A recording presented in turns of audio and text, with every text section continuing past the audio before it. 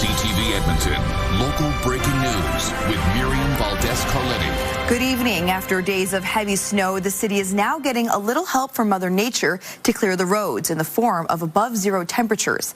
Even with a bit of melt, the city says it'll take more time to clear priority roads. CTV's Evan Kenny has more on what's next for the city's streets. Noon on December 31st, the Phase 1 parking ban will end. As 2025 comes to a close, so is the current Phase 1 parking ban. Soon, a new group of Edmontonians will have to move their cars from city streets. How soon is still up in the air. We are not calling a Phase 2 ban at this time, but we will be addressing the priority areas, and after that we'll be going into residentials. The city says clearing arterial and collector roads, business improvement areas, and bus routes has taken longer than expected due to the repeat snowfalls. So if we keep getting snowfalls, it's a circular pattern of we have to go back to get those primaries cleared, and it just prevents us from getting farther down the priority list. 72 centimeters of snow has fallen since the start of November. That's nearly double of what had fallen by this time last year, and about 3/4 of last year's total snowfall. We have been working pretty much constantly for the last 20 days. The city says 80 to 100 snow clearing vehicles are working at any given time. Some windrows, including those in business improvement areas and ones blocking sightlines in school zones and center stacks, will be removed in the new year. Then, the Phase 2 parking ban will begin for residential roads. Once the residential ban is called, it will take up to 14 days to clear from residential areas. People who don't move their cars could be fined $250, towed, or snowed in. Evan Kenny, CTV News, Edmonton. Mounties are searching for two suspects described as armed and dangerous after a shooting on a First Nation about 4 hours from Edmonton. All day, Saskatchewan RCMP police officers have been actively searching for the two suspects. Officers are, as well, investigating the scene and interviewing witnesses to determine whether the shooting is random or targeted. Saskatchewan RCMP say this morning officers responded to reports of a shooting on Big Island's Lake Cree Nation near the Alberta border. Officers found one person dead and 3 people injured. They say the suspects were last seen on an ATV. A dangerous person alert was issued for an area stretching from Meadow Lake to Bonnyville. It was cancelled a short time ago. And RCMP say while the suspects have not yet been found, there is no risk to the public. And 3 people are facing drug charges after a bust at a West Edmonton home. In late November, police searched a house near 214th Street and 49 Avenue. EPS says officers found more than 600 grams of cocaine, 89,000 contraband cigarettes, a loaded handgun, and about $34,000 in cash. Police also seized 2 cars. 3 men between the ages of 18 and 22 were inside the home at the time of the search. They have been arrested. The union representing Mounties is shooting down the Alberta Next Panel's recommendations to ditch the RCMP and go ahead with an Alberta police service. As CTV's Nicole Lampa explains, it's a familiar dispute that disappeared a few years ago, but this time may not go away. The National Police Federation has issues with the Alberta Next Panel's recommendations to end the province's contract with the RCMP in 2032 and replace it with a provincial police force. It's basically recycling sensitive and outdated claims to revive a policing proposal that Albertans have already rejected. The panel, led by Premier Danielle Smith, says a provincial referendum on the topic is inappropriate, saying only 20% of Albertans are served by the RCMP. The Alberta RCMP says that figure is 40%. The RCMP's union says it held its own province-wide town halls 4 years ago in a campaign called Keep Alberta RCMP to counter the 2020 Fair Deal panel, which was the original form of the Alberta Next Panel. That despite there being a clear lack of interest in this from the people that actually foot the bill, the taxpayer, the province continues to kind of trudge down this road come hell or high water. The press secretary of Alberta's public safety minister says it's reviewing the recommendations and adds once fully operational, the Alberta Sheriff's Police Service will help fill gaps and the government will give municipalities more options for local policing. A local criminologist points to the new Grand Prairie Police Service as a potential blueprint for other towns to consider and is perhaps a reason why a provincial police force may seem more palatable now. And maybe this is the time where the RCMP needs to start to look at more federal and that type of thing, more like the FBI, and every province could go to a provincial police agency. CTV's public safety analyst says the RCMP's union has little say if the UCP go ahead with a provincial police service. The bottom line is if the province makes the decision to go a different route, then that's something that's going to happen. The union says it's not giving up. Nicole Lampa, CTV News, Edmonton. An Edmonton couple is restarting their lives after a Christmas Day house fire. The couple say they're now thankful for community support. Robin Wispinski and her partner Cameron Stav were performing on Christmas Day in Nisku when their phone wouldn't stop ringing. And then we ignored it, and then I get a text saying, "Your house is on fire, Robin, please call me back." Wispinski and Stav rushed to their home in Keswick to find fire crews battling the fire and heavy smoke billowing from the roof. The couple say all they know right now is that it started in the attic. The whole top floor is just, there's nothing left, and then it's caving into the main floor and the basement. So because the structure is so unsafe, we've been told we can't enter. Together, they're part of the Robin Ashley Band. They've been performing at community events and working on an album release in 2026. The couple and their 3 kids are staying with Wispinski's parents until they find a temporary home.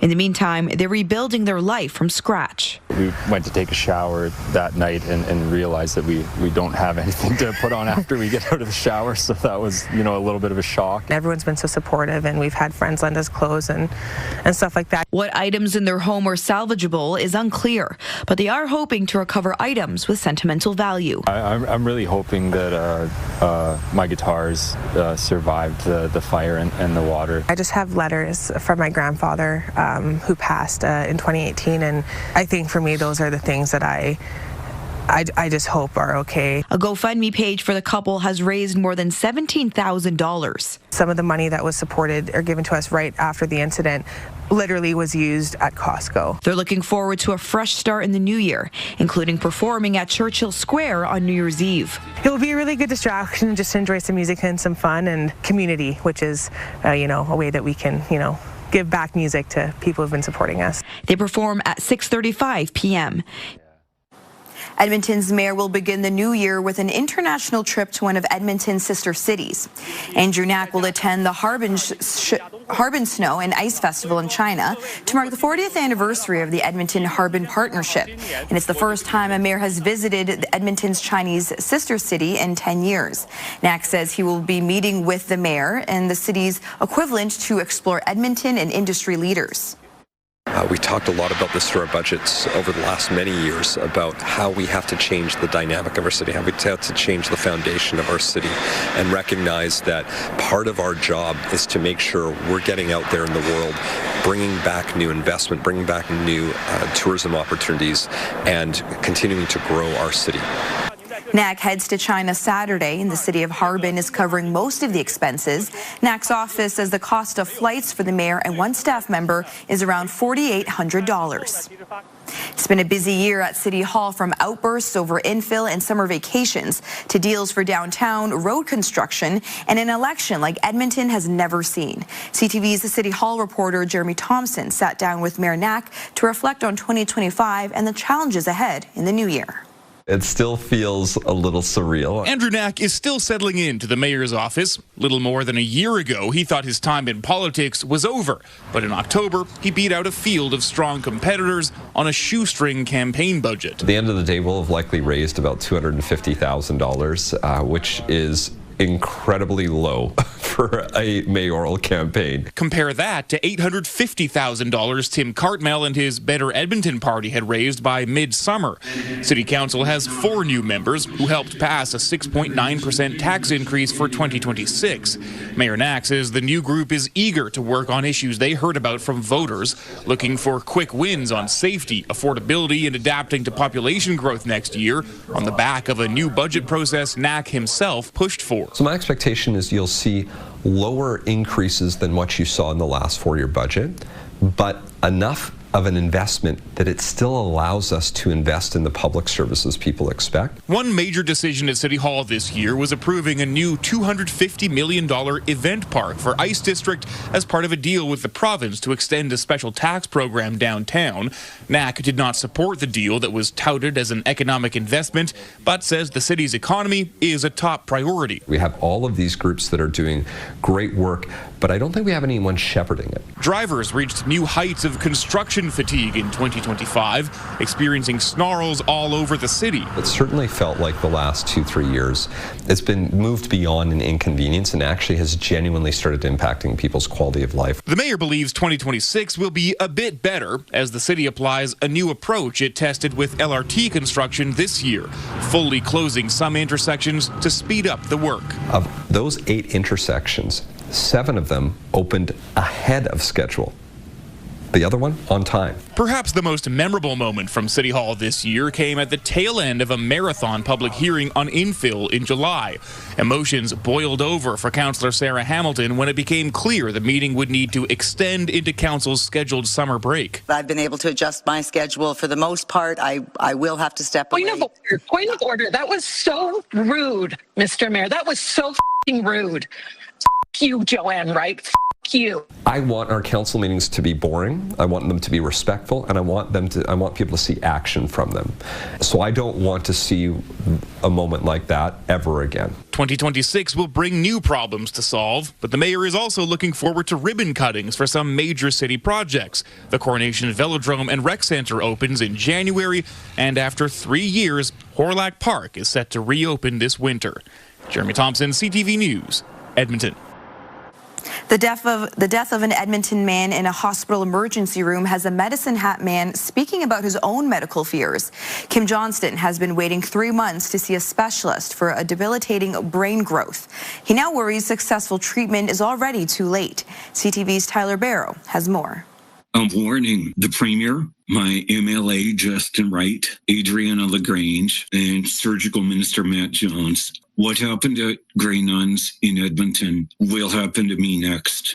Kim Johnston is referring to Prashant Srikumar, who collapsed and died while waiting over 8 hours in an Edmonton emergency department on December 22nd. And you are up. Johnston is a well-known Medicine Hat radio host who stepped away from the mic after an MRI in October found an arachnoid cyst pressing on his trigeminal motor nerve.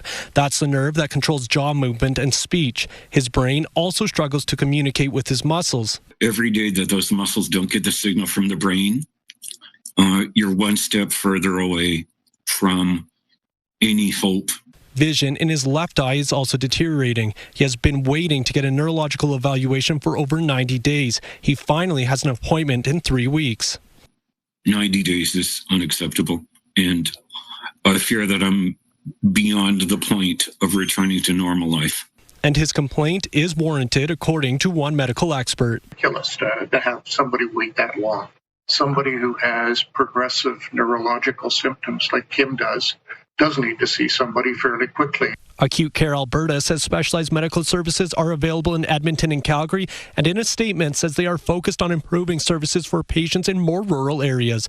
They also acknowledge concerns over wait times, but say referrals are managed based on a patient's medical needs regardless of where they live. Improvements that couldn't come soon enough for some. Johnston is trying to stay positive while he waits. I know that there are many others that face even more urgent difficulties than I am. Coming up next, what Alberta researchers are saying about the rise of injuries in female athletes. And also just ahead, the comeback for all things nostalgic and retro. It's very surprising when we get, 14, 15-year-old kids in here that really shouldn't have any connection with VHS.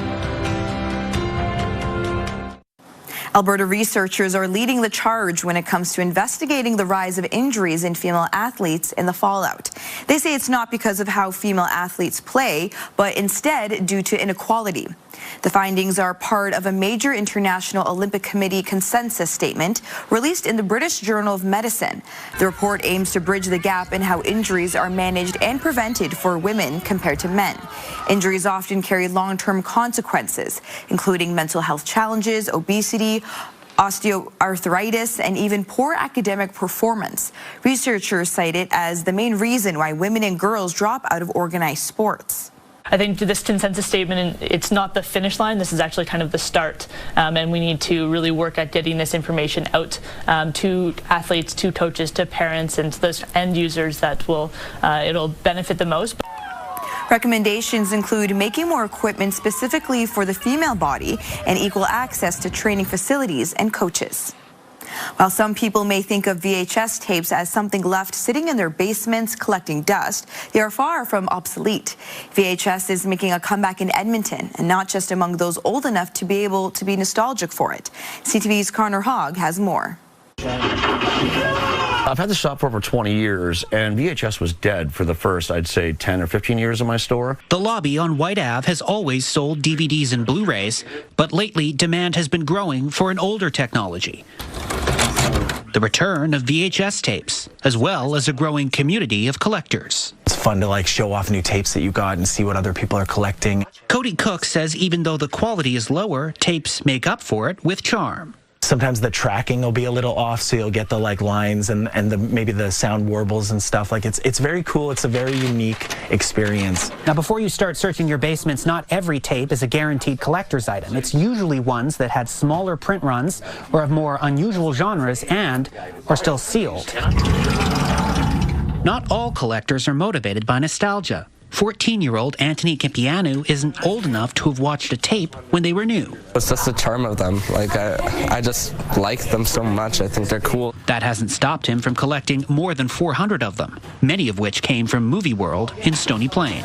It's very surprising when we get, 14, 15-year-old kids in here that really shouldn't have any connection with VHS. Nobody can knock on your door and take your movie away from you like streaming services, and the covers are cool on most of them. I think I'll be getting this one. Tapes from long-gone distributors like Media, Anchor Bay, and Vestron Video at the top of many collectors' wish lists. The most expensive tape I've sold was a copy of the original 1978 Halloween, an original media release, mint condition. That was about $250. The lobby's owner says the growing demand is similar to the appeal of vinyl and cassettes, although many young collectors have yet to experience the hobby's pitfalls. I love how it's a younger generation doing it, because I think once they start moving around a lot, like from house to house, they'll realize what a pain in the butt it is. A trip back to the days before streaming.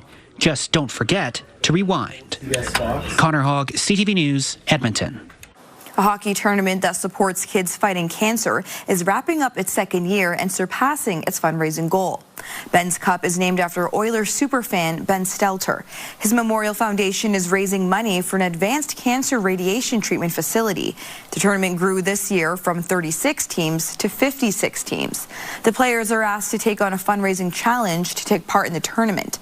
They raised more than $1 million, crushing the fundraising goal of $750,000. A lot of door-to-door fundraising, knocking on doors, bottle drives like crazy. They put the effort in big time this year, and it paid off. There's a lot of smiles on the kids' faces, a lot of kids running around saying this is the best tournament they've been in. They're loving the swag from it and the fundraising amount that we've raised this year. Money from the tournaments, including a silent auction, will go towards building a $150 million proton beam therapy center in Edmonton. After the break, gearing up as the snow rodeo returns this weekend. It's super fun to watch. It's a great atmosphere. The last couple of years, there's been a ton of people. It's an extreme sport.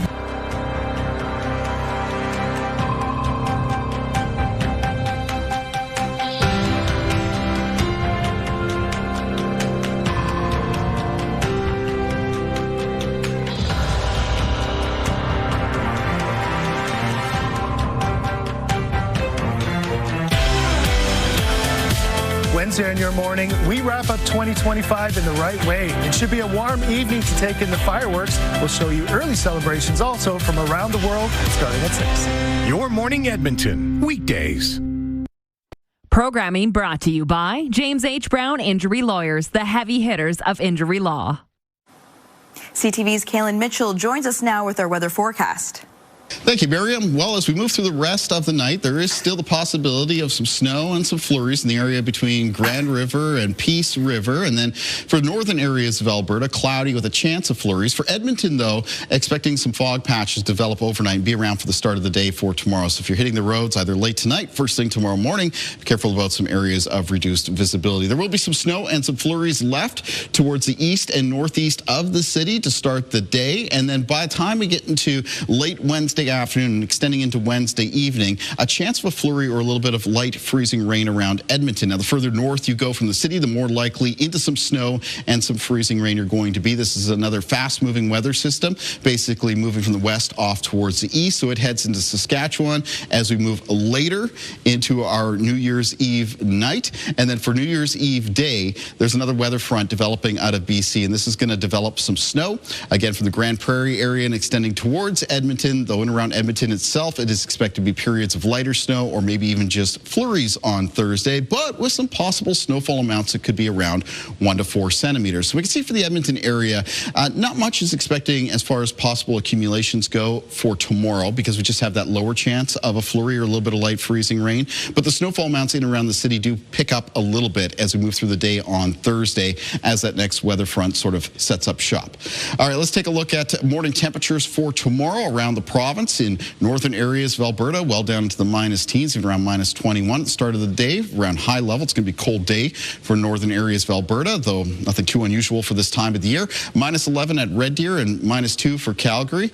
There is a little bit of a warmer wind coming in over southern parts of the Rocky Mountains for tomorrow, so we'll see that in effect on our high temperatures in the southwestern corner of Alberta. In the meantime, though, for the northern half of the province, it's a high of around minus 19 for high level, minus 9 around Slave Lake, and minus 4 for Edmonton. And then into the south, we can see the warming effect of those winds around Calgary, getting up to around 4 degrees, and Lethbridge around 6. Medicine Hat, though, around minus 1, and Coronation at around minus 7. Here's a look at the next 5 days in around the Edmonton area. So there's the flurries, the lighter snow in the forecast, Thursday, Friday, and Saturday. And the potential on each of those days of maybe around 1 to 4 centimeters of snow. Temperatures are going to be getting colder as we move towards the end of this week and into the upcoming weekend, and that trend to remain, seasonably cold or maybe even a little bit below does carry on into the start of next week. So taking a look at our 10-day outlook here, again, the temperatures coming down as we head to Friday, Saturday, and Sunday, and then remaining on the colder side of around Monday and Tuesday of next week. And despite the fact that being seasonably cold there through that stretch of days from January 6th to January 9th, right now the overall weather pattern not looking too active, mostly a mix of sun and cloud expected. Miriam. Thanks, Kaylin. The annual snow rodeo is returning to Alberta, bringing extreme skiers and snowboarders to one of the world's best super pipes. It's a fun watch, and as Tim Brook explains, there's a lot on the line. Some of the world's best snowboarders and skiers will be locking in this week right here in Calgary. Practice has started for the 6th annual snow rodeo. It'll be laying claim to the halfpipe at Winsport Canada Olympic Park from Thursday to Saturday. Basically, you have this big snow ditch, and they are taking speed into the walls and try to fly up as high as they can in the air, doing some pretty crazy spins and tricks and some cool grabs. It's a pretty gravity-defying event, kind of legendary in the snow sport world for sure. And it means just a little bit more this year as athletes scramble to qualify for next year's Winter Olympics. It's super fun to watch. It's a great atmosphere. The last couple of years there's been a ton of people. It's an extreme sport. Yeah, I mean, it's unreal. You dream of it for so long, and it's surreal for sure. Free skiers and snowboarders from around the world will compete, but most eyes will be focused in on a handful of locals. Born and raised here, grew up here, rided here my whole life, and yeah, I'm just excited to put down a run in front of my family. Some here have already traveled around the world and represented Canada at prior Olympics. Still, they all tell us they mark the snow rodeo on their calendar. I think it's such a fun event and cool for Calgarians to come out and be able to watch this, because it's not often you have a bunch of World Cup athletes training in this fight. The free events kick off on Thursday. Riders can't wait. I mean, we compete for you guys, we compete for the fans, we compete also for ourselves, but we like to put on a show for sure. Tim Brook, CTV News, Calgary. Well, that looks like a ton of fun, especially if you're just watching or participating. And that's our show for tonight. Thank you so much for joining us. Have a good night.